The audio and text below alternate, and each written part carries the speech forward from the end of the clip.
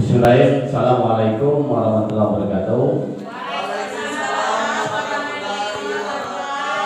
Bapak Kepala Sekolah Ibu Nomor 1 Selatan dan rekan-rekan guru serta staf SD Nomor 1 Selatan.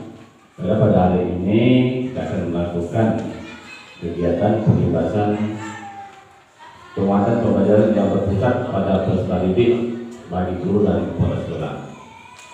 Bapak Kepala dan kawan-kawan sekalian, sekali lagi kami mohon maaf karena pada hari ini bukannya kami ini mengajari, tapi kita sama-sama belajar masalah IKM dan nanti masalah kumpul dan sisi belajar masalah PMM. Tapi yang paling utama nanti ada 3 itu kita bahas bersama-sama. Nanti kalau ada kurang mohon diluruskan, dan jika itu nanti belum ketemu, kita sama-sama kita cari penyelesaiannya bagaimana. Bapak Ibu yang saya hormati, hari ini kita belajar masalah apa itu masalah kurikulum merdeka. Halo, Assalamualaikum. Jadi kurikulum merdeka Bapak Ibu yang disebut dengan kurikulum merdeka atau KUMOD yang sekarang, yaitu kurikulum Merdeka Belajar adalah inovasi dalam pendidikan Indonesia yang bertujuan untuk mengembangkan potensi dan minat belajar siswa. Kurikulum ini memberikan kebebasan kepada siswa dalam memilih minat belajar mereka, mengurangi beban akademik dan mendorong kreativitas guru. Jadi Bapak Ibu sekalian, dalam kurikulum merdeka ini anak diberi kebebasan untuk memilih gaya belajar mereka, ya, ataupun mereka boleh memilih media yang ingin mereka inginkan.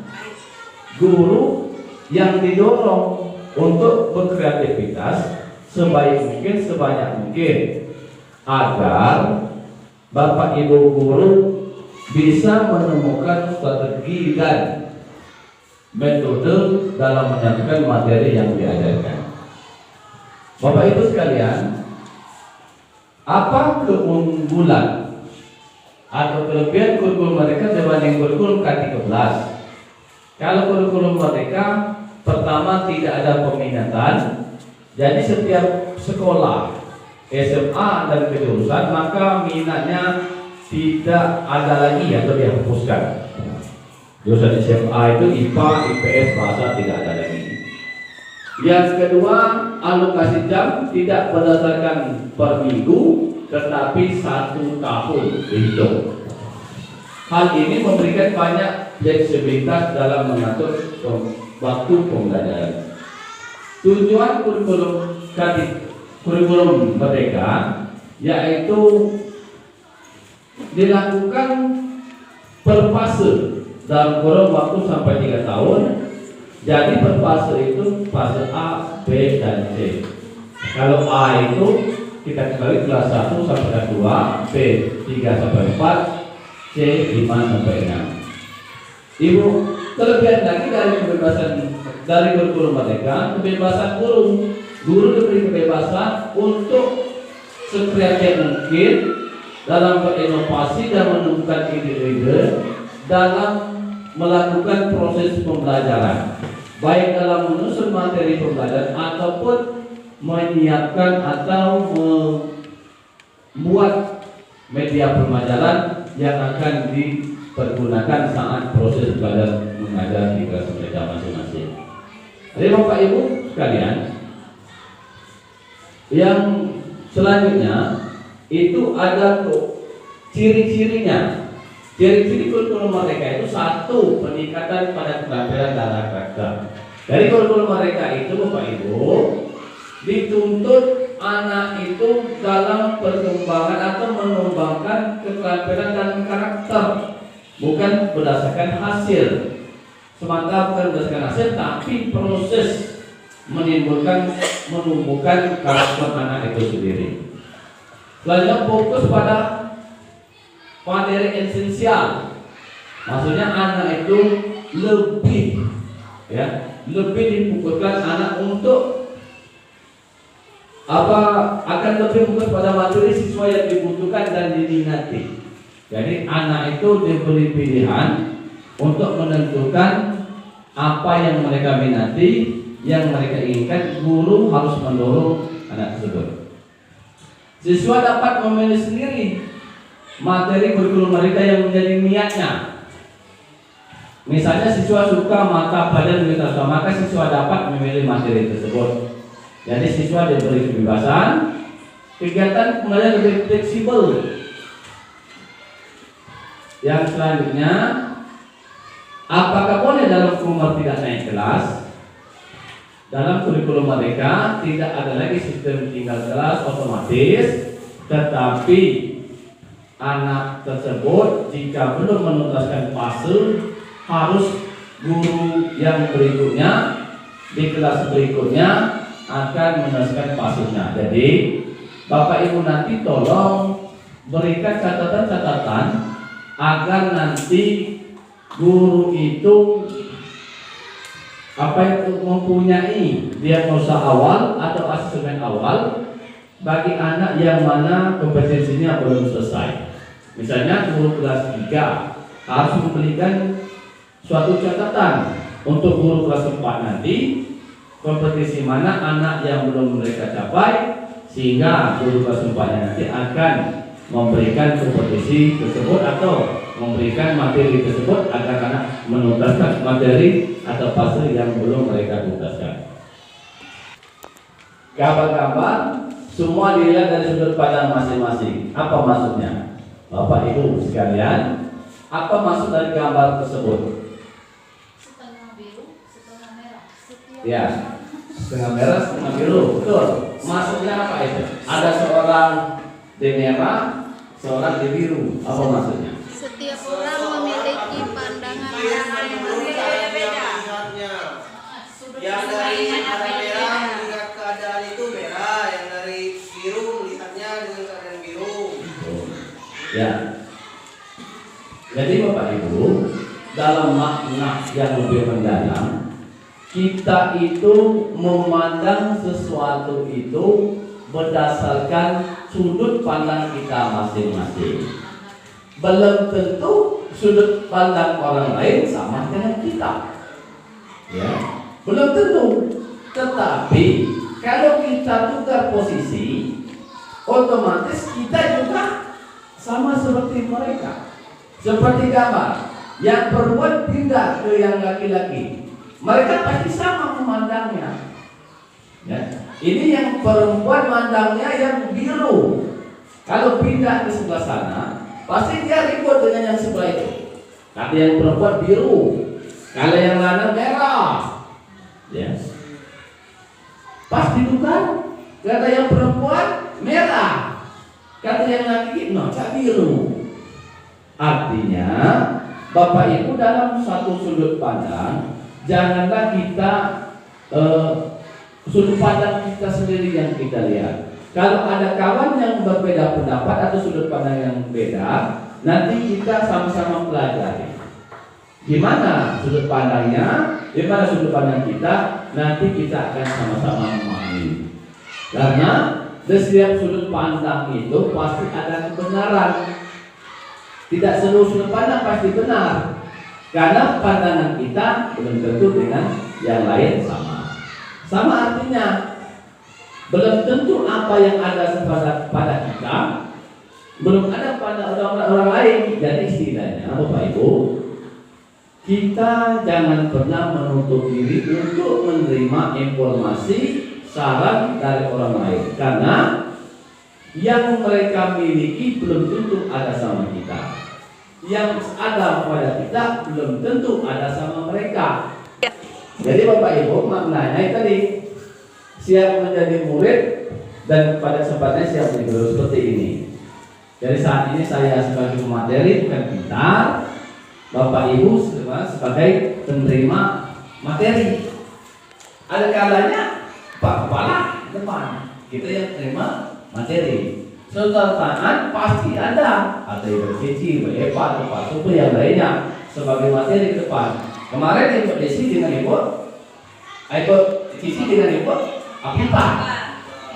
Oh, itu Ibu Desi dengan Ibu Eva sebagai pemateri, kita sebagai penerima. Walaupun tingkat pangkat kita lebih tinggi, ya, saat itu kita yang sebagai muridnya.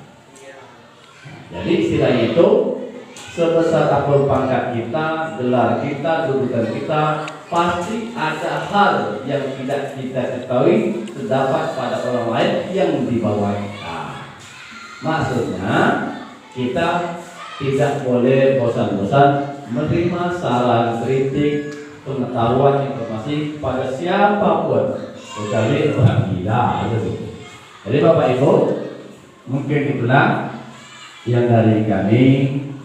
Lebih dan kurang mohon maaf jika ada itu salah atau belum tepat, kita luruskan bersama-sama. Saya akhiri. Assalamualaikum warahmatullahi wabarakatuh. Waalaikumsalam warahmatullahi wabarakatuh.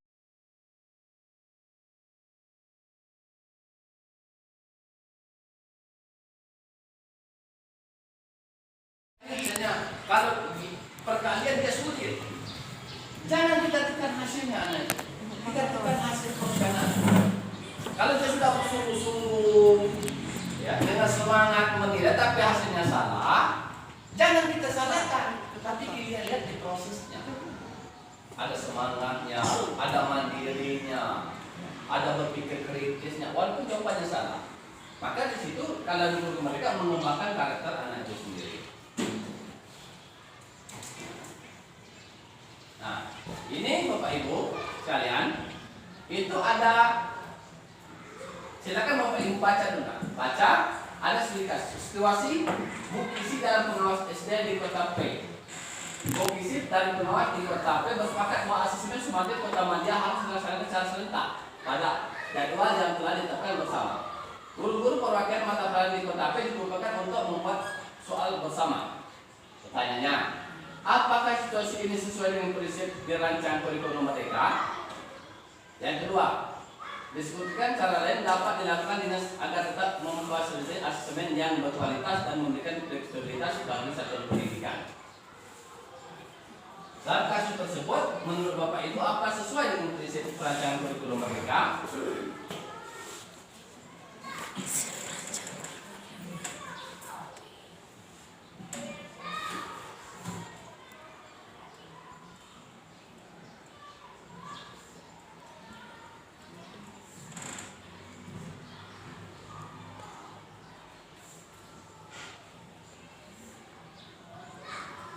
Ini apa buat salah, kita terjawab ni masalah, namanya kita sama-sama belajar.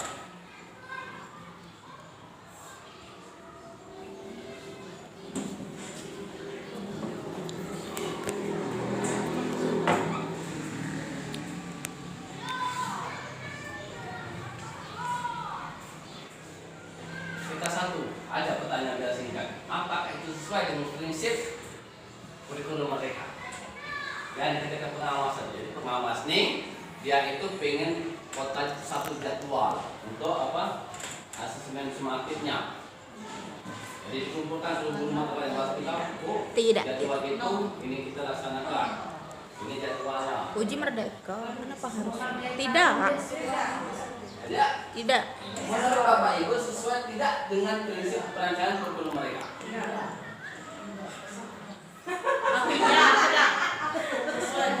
Aku ya, enggak formatif. Kalau formatif disesuaikan dengan kadar sekolah masing-masing dengan guru yang menyajikan pembelajaran. Kalau formatif itu sebaiknya serentak. Yang lain? Menurut Tapi Ibu. yang Ya. ini tidak. Kalau berdasarkan prinsip perancangan kurikulum Merdeka, maka yang dilakukan Ibu Kisi itu adalah tidak tepat. Karena apa? Setiap tes itu, asesmen itu dikembalikan dengan sesuai. Jadi pengawas itu harus lebih memahami sekolah masing-masing kapan dia siap. Seperti kita sekarang, Bapak Ibu, contoh kita di KKG memang kalau dalam berkomunikasi kita tidak sesuai. Tapi kenapa? Sering perdebatan di sekolah begini. Dalam membuat soal, ada sekolah yang begini, Pak, kami belum sampai materi di situ. Pak, buku kami lain. Pak, kami lalu. Jadi kadang sekolah ini membuat tes, maka sekolah yang kebingungan karena dia belum sampai materi. Jadi yang sekarang yang dilakukan tes sumatif itu atau tes yang lain dikembalikan ke sekolah masing-masing sesuai dengan kesiapan dan batas materi yang telah mereka laksanakan. Ya. Misalnya sejak SD 55 sudah sampai bab 3, SD 51 masih bab 1. Silakan SD 51 bab 1. Maka disesuaikan dengan sekolahnya masing-masing.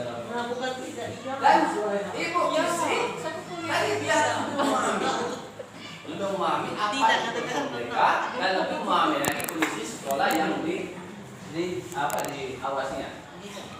Ini situasi 2. Olahraga ada penguat UKP. Pak Raga mengarahkan satu pendidikan untuk membuat modul aja selama 100 meter dengan lengkap. Pak Raga membuat IKN itu atau kurikulum merdeka itu pertama itu disesuaikan dengan karakteristik lingkungan sekolah masing-masing. Yang kedua, kurikulum merdeka itu dibuat bersama-sama. Satuan pendidikan, baik kepala, guru, komite, dan pengawas. Satuan kurikulum merdeka itu ditetapkan oleh kepala satuan pendidikan, bukan dinas. Di dalam kurikulum merdeka, intinya kita harus membawa yang nama sudah pembelajaran, jangan lupa bawa namanya capaian pembelajaran. Karena CP itu adalah induk dibuat pemerintah yang harus kita capai. Kurikulum merdeka itu merupakan dia menggunakan fase. Fase A, fase B, fase C. Sekarang pertanyaan timbul. Apa perbedaan fase dengan kelas? Kalau fase 8 fase A, 1, 2, 3, 4, 5, 6 fase B.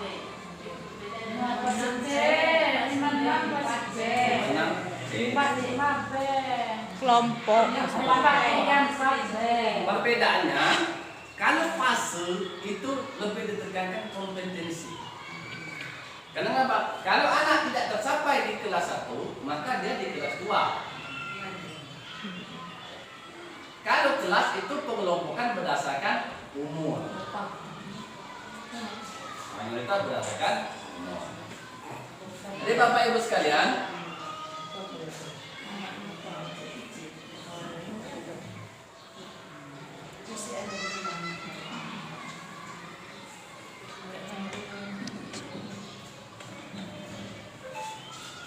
ini dia ini lagi.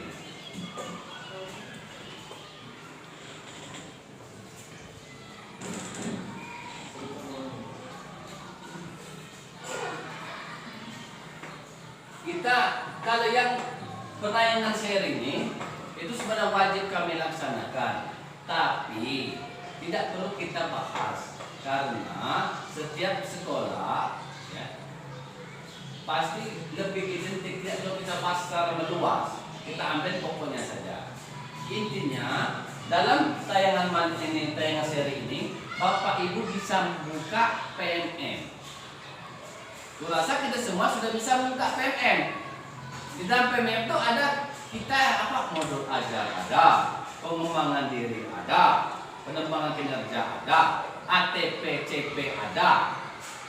Coba kalau kita buka misal PMM, pasti ada namanya ATP, CP, ya, modul ajar. Jadi kalau yang ini, kurasa kita semua sudah memahami. Nah, Bapak Ibu kan, di situ lengkap, di mana kita bisa memperhatikan ada videonya, ada materinya, ada yang tugas yang perlu kita lakukan. Jadi setiap sekolah dimohonkan untuk waktu kumpul dia lebih banyak membuka cara PMM. Karena kurasa Bapak Ibu sekalian, kalau PMM sudah seluruhnya kita memahami.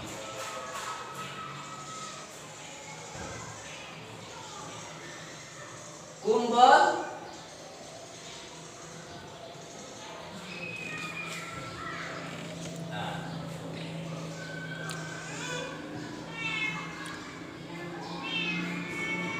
Bapak Ibu, kita tidak usah berdiskusi pasangan, tapi pertanyaannya begini. Bapak Ibu pernah belajar berkelanjutan, belajar terus menerus. Ada yang Bapak Ibu pelajari terus menerus. Dan apa yang membuat Bapak Ibu terus belajar?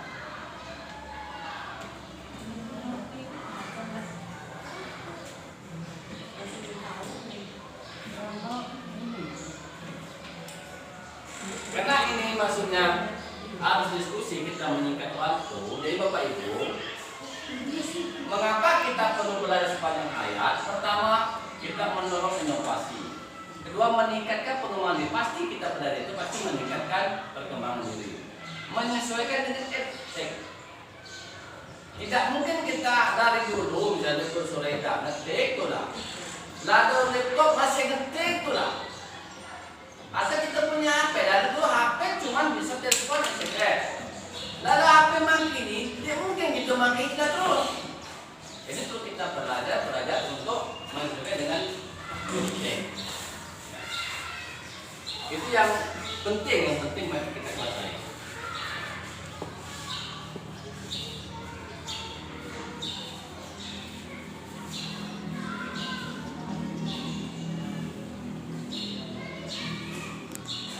Ini Bapak Ibu, sama seperti tadi, biar kita lebih memahami masalah kumbel, kita ada kuis benar atau salah.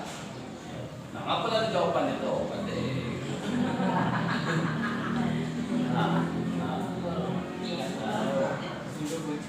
Ya.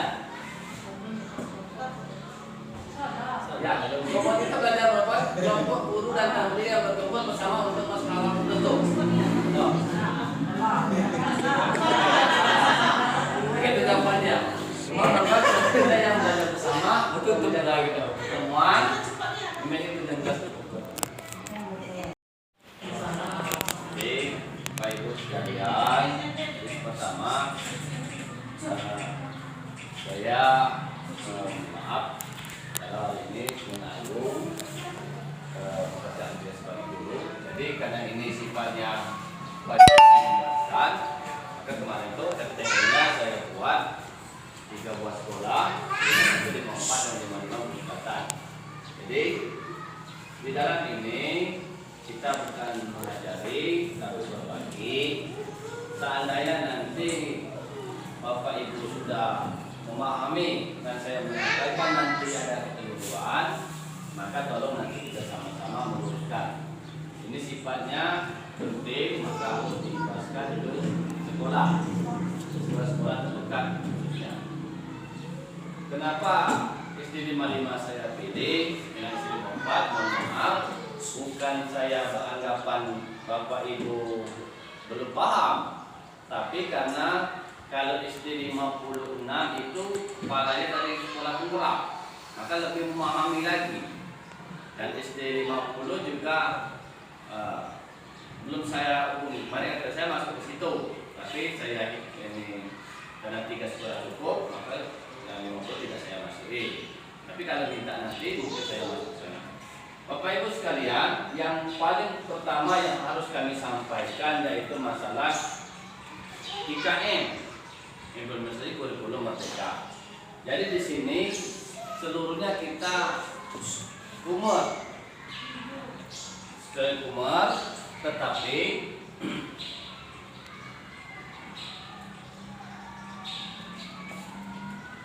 kebijakan kurikulum merdeka. Di sini ada kita maksudnya ada suatu pernyataan. Nanti silakan Bapak Ibu menurut Bapak Ibu atau benar atau salah dari pernyataan berikut ini sebelum kita memasuki masalah umur. Yang pertama, satuan pendidikan perlu menerapkan kurikulum mereka secara serentak dan berada di tahap siap atau mahir. Benar atau salah? Satuan pendidikan perlu menerapkan kurikulum mereka secara serentak dan berada di tahap siap atau mahir. Benar. Benar. Benar. Kalau salah. Iya. Satuan pendidikan perlu menerapkan kurikulum mereka secara serentak. dan berada tetap siap atau mayat. Benar atau salah? Kan dek serentak, kan dek serentak kan tuh. Mungkin ndak harus siap dan mahir nih. Harus butuh belajar. Pertanyaannya itu, Duduk kita tuh serentak, jemur serentak. suatu diperlukan tudung ini secara serentak dan berada di tetap siap atau mahir. Kan dek perlu. Semestinya Semestinya. Benar atau salah? Salah. Salah. Benar adalah salah. Kenapa salah? Satu, kita menerapkan sesuai kesiapan bertahap dan serentak dan dengan tahap kesimpulan kesiapan. Jadi kurikulum merdeka itu melihat dari kesiapan sekolah masing-masing.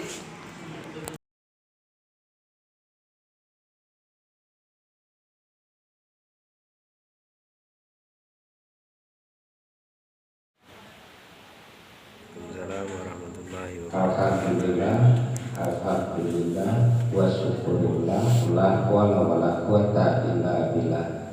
Asyhadu an la ilaha illallah wa la syarika lah, wa asyhadu anna Muhammadan abduhu wa rasuluh, la nabiyya ba'dah. Yang kami hormati Bapak Syekh selaku pemateri yang akan menyampaikan masalah IKM di dalam acara pengibasan yang berpusat ini kepada peserta didik bagi guru dan kepala sekolah SD 51, 54, dan 55 berguru serta. Kebetulan pada hari ini sesuai jadwal yang telah disampaikan kepada kita, maka kita akan melaksanakan pengibasan tersebut. Salawat beriring salam kita sampaikan pada junjungan kita Nabi besar Muhammad SAW. Allahumma shalli ala sayyidina Muhammad wa ala ali sayyidina Muhammad. Mudah-mudahan dengan banyak bersalawat yaumul akhir nanti kita akan mendapat syafaatnya. Amin, amin ya rabbal alamin. Jadi sesuai apa yang disampaikan Pak Hen beberapa hari yang lalu, maka kita akan melaksanakan pengibasan masalah IKM. Jadi sesuai dengan jadwal yang telah ditentukan pada hari ini, kita akan mengikuti. Mari kita ikuti acara ini dengan seksama. Mudah-mudahan ini bermanfaat bagi kita untuk memperoleh ilmu. Mungkin nanti dapat diterapkan langsung kepada anak-anak kita. Selanjutnya, sesuai dengan apa yang disampaikan oleh Ibu Nera, sekaligus kita nanti ngambil dokumentasi masalah kumpul. Kebetulan kita lagi kumpul di sini, maksudnya. Jadi kata Ibu Nera itu di dalam kegiatan pengibasan guru penggerak kita membentukkan kumpul, ya kan? Di dalam kumpul itu dalam pelaksanaan waktu Ibu Nera dia minimal itu ada 2 kali pertemuan kumpul pengibasan dengan Ibu Nera. Sementara untuk selanjutnya memang kumpul kita tetap berjalan. Tapi di dalam kegiatan pengibasan dari Ibu Nera kita minimal 2 kali pertemuan. Itu diharapkan Ibu Nera. Jadi maksud aku sekaligus kita ada pertemuan seperti ini dengan adanya lah berkumpul di sini secara keseluruhan untuk guru kita, itu mendapatkan dokumentasi untuk kita serahkan juga dari Ibu Nera nantinya. Mungkin itu yang sekedar kami ini kan. Silakan Pak Hen sampaikan apa-apa yang ingin disampaikan. Mudah-mudahan acara kita ini diridhoi oleh Allah Subhanahu wa taala dan mendapat berkahnya. Amin, amin ya rabbal alamin. Kepada pemateri Pak Hen mungkin kami persilakan dengan segala hormat.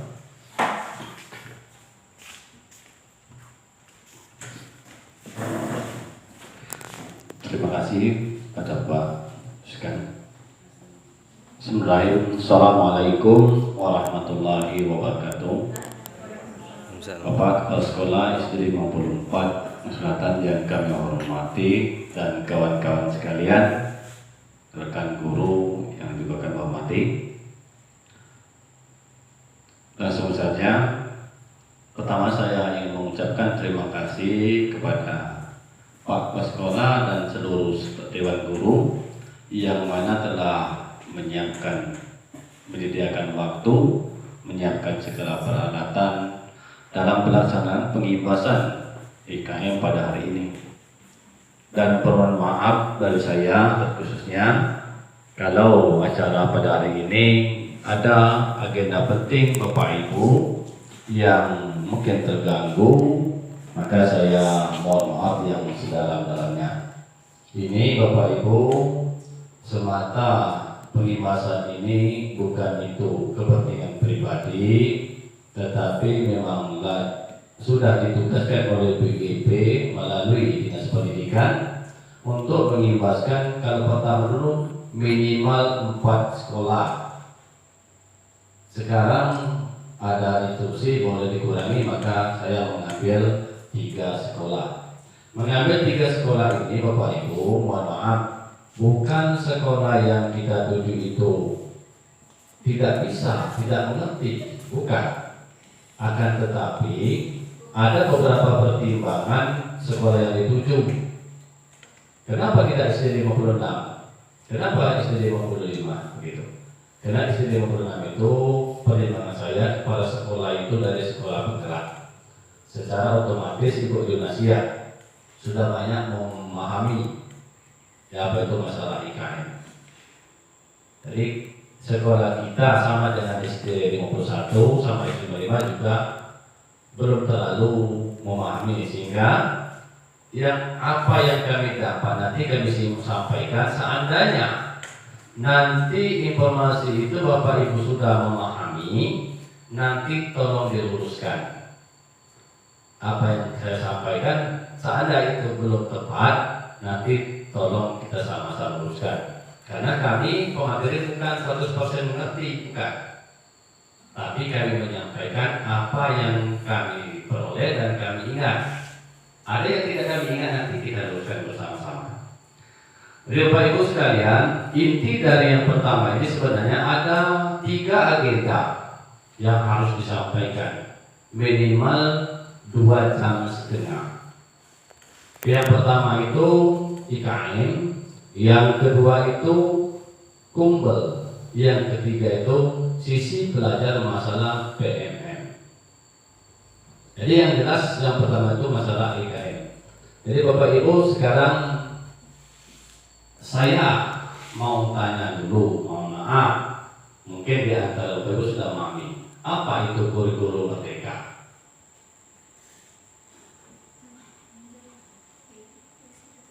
Ya, menurut definisi Bapak Ibu, kurikulum merdeka itu apa?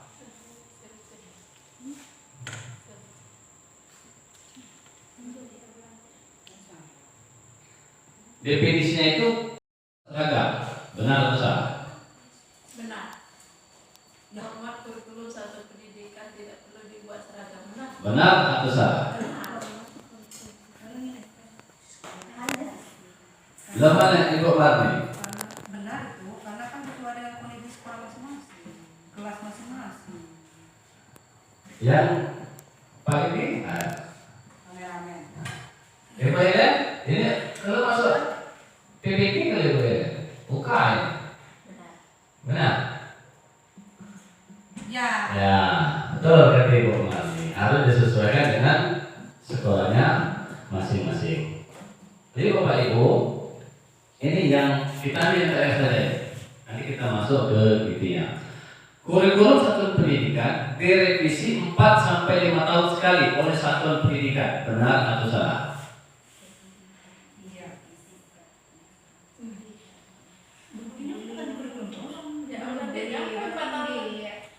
Berapa tahun? Jadi guru KTSP, jadi ini banyak macam lagi kurikulum. Kalau K13 itu lama itu. Ya, yang lama, tapi yang akhir-akhir ini Lama. Baru sampai. Mungkin 10 tahun. Memang Bukan penyampaiannya. Iya. Betul ya? Maksudnya Bapak Ibu, kurikulum satuan pendidikan, kurikulum Bapak Ibu sendiri SD ini. Dari visi 4 sampai 5 tahun sekali, betul atau tidak? Iya. Jadi tidak banyak. Jadi tidak.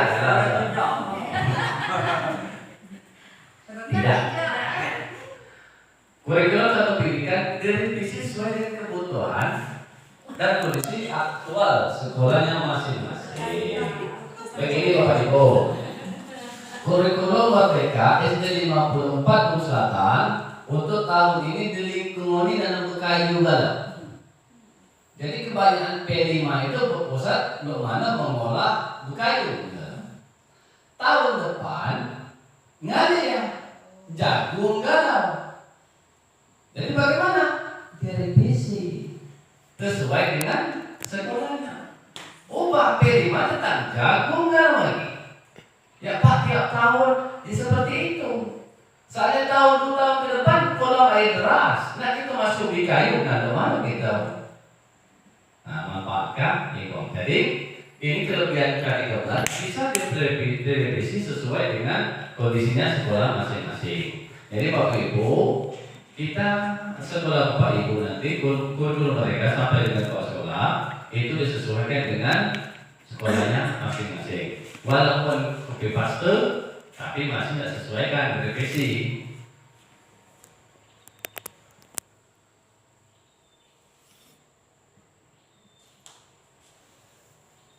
Nah, Bapak Ibu, ini kita yang Pak Yuskan tadi keluar. Seharusnya ini ada yang untuk Pak Yuskan ini. Ini Bapak Ibu kalau lihat kurikulumnya, tolong Bapak Ibu lihat ini. Kalau ada yang belum masuk, ya, belum masuk, tolong sampaikan dengan Pak Yuskan. Ini harus dimasukkan ke dalam kurikulumnya, ya, terutama yang Permendikbudristek nomor 12 tahun 2004. Itu ada diharuskan di dalam kurikulum itu ada permen yang harus dimasukkan, ini yang harus dimasukkan. Oke, nanti dipoto dulu, nanti dibesarkan, nanti sampai ke Pak Yuskan. Lihat kurikulumnya, kalau belum lengkap tolong dilengkapi. Ini pesan dari orang PGP dan Dinas Pendidikan. Jadi Bapak Ibu,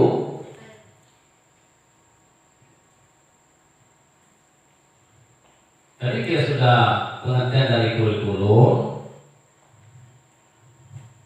Kita lanjut Bapak Ibu.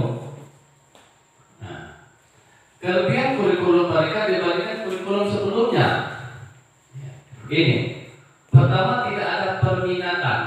Jadi Bapak Ibu, di kurikulum mereka tidak ada peminatan, terutama yang kejurusan SMA. Jadi SMA sekarang tidak ada lagi jurusan IPA, IPS, bahasa, tidak ada lagi. Seluruhnya itu 1, 2, 3. Dan di sekolah pun sekarang tidak ada posisi menyebutkan kelas. Dia menyebutkan fase. Pak, apa fase sama dengan kelas?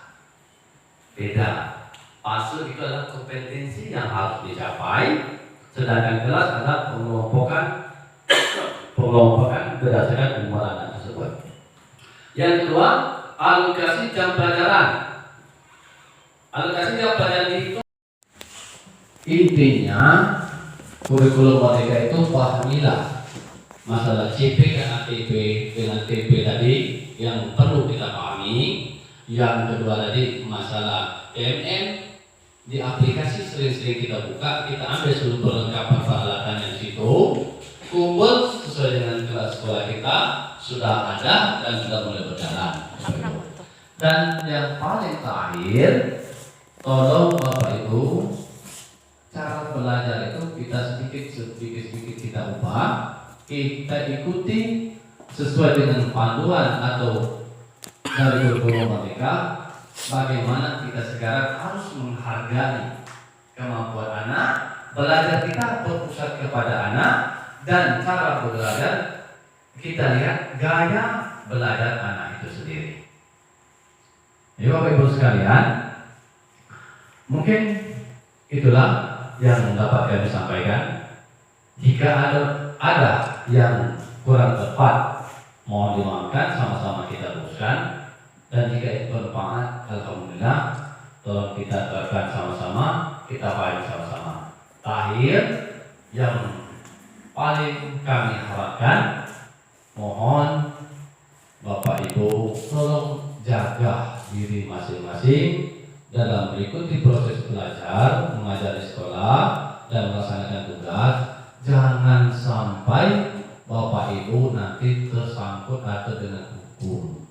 Tolong dihindarkan dan terapkanlah gaya belajar tadi. Akuilah, terimalah kemampuan anak kita sebatas mana, dan tolong nanti dengan kelas tolong tuliskan kompetensi mana yang anak belum tercapai untuk diagnosa atau segmen awal dari fase yang berikutnya. Baik, terima kasih. Mohon maaf kalau ada kesalahan, begitu kurang saya mohon dimaklumi. Kepada Allah saya mohon maaf pun. Saya Wassalamualaikum warahmatullahi wabarakatuh.